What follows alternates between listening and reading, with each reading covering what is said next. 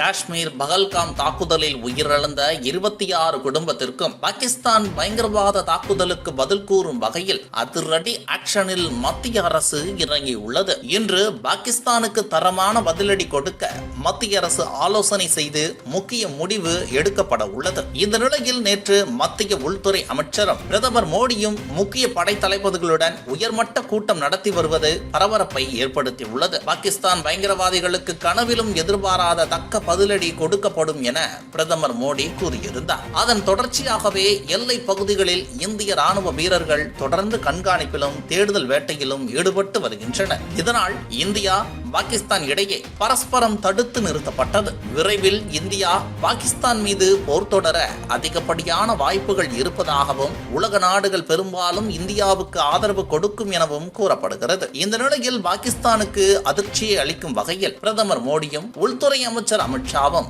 ஆலோசனையில் இறங்கியுள்ளனர். பிரதமர் மோடி தலைமையில் பாதுகாப்பு அமைச்சர் ராஜ்நாத் சிங், தேசிய பாதுகாப்பு ஆலோசகர் அஜித் தோவல் மற்றும் ராணுவம், கடற்படை, விமானப்படை ஆகியவற்றின் தலைமை தளபதிகளுடன் உயர்மட்ட ஆலோசனை கூட்டம் நடத்தியுள்ளார். இந்த ஆலோசனையில் முப்படை தலைமை அதிகாரிகளுக்கும் ராணுவ வீரர்களுக்கும் விமானப்படை வீரர்களுக்கும் தயாராக இருக்குமாறு அறிவுறுத்தல் கொடுத்திருப்பதாகவும் கூறப்படுகிறது. இந்த கூட்டத்தில் பாதுகாப்பு படை தலைவர் ஜெனரல் அனில் சவுகானும் கலந்து கொண்டார். ஒரு பக்கம் உள்துறை அமைச்சர் அமித்ஷா, உள்துறை அமைச்சகத்தில் மத்திய ஆயுத காவல் படைகள், எல்லை பாதுகாப்பு படை, மத்திய ரிசர்வ் காவல் படை, சசாஸ்திர சீமா பால், இந்தோ திபெத்திய எல்லை காவல் படை, தேசிய பாதுகாப்பு படை மற்றும் அசாம் ரைபிள்ஸ் ஆகியவற்றின் இயக்குநர்கள் இந்த கூட்டத்தில் கலந்து கொண்டனர். இந்த கூட்டமும் முக்கியத்துவம் வாய்ந்ததாகவே பார்க்கப்படுகிறது. இந்த ஆலோசனை கூட்டத்திற்கு இடையே 2500க்கும் மேற்பட்ட உள்ளூர் வாசிகள், தரைவழி பணியாளர்கள் காவலில் எடுக்கப்பட்டுள்ளனர். 250க்கும் மேற்பட்ட சந்தேக நபர்களும் கைது செய்யப்பட்டனர். கைது செய்யப்பட்டவர்களிடம் விசாரணை மேற்கொண்டு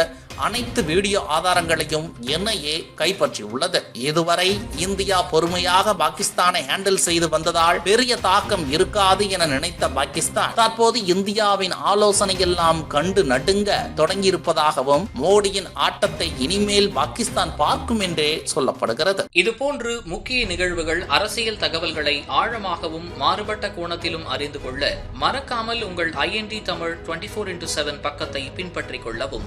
உங்கள் ஒவ்வொரு ஆதரவும் இதுபோன்று பல நிகழ்வுகளின் பின்னணியை அறிய உதவும்.